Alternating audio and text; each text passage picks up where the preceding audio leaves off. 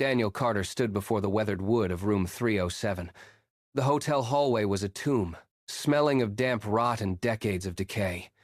He gripped his camera handle so tightly his knuckles turned a ghostly white.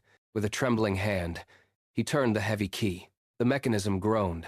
He pushed the door open and stepped into the shadows. The room was unnervingly silent, waiting for him.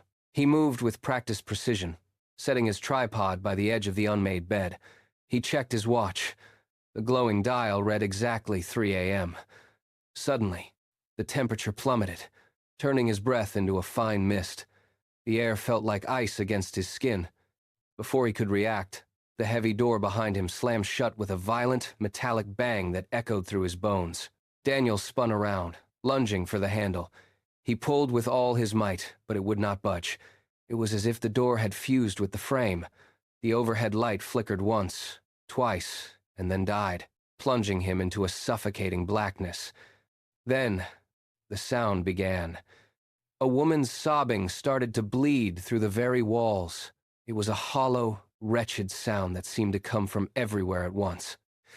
Daniel grabbed his flashlight, the beam cutting through the dust. He swung the light toward the dresser mirror. He looked into the glass, and his heart stopped. In the reflection, a woman with blood-red eyes stood directly behind him. Her pale, jagged fingers hovered just inches from his neck. Daniel let out a strangled cry and dropped his flashlight. He scrambled backward, hitting the wall where the door should have been. But there was no wood. There was only smooth, cold wallpaper. He clawed at the surface, his fingernails tearing the paper into shreds. But the exit was gone. The sobbing stopped.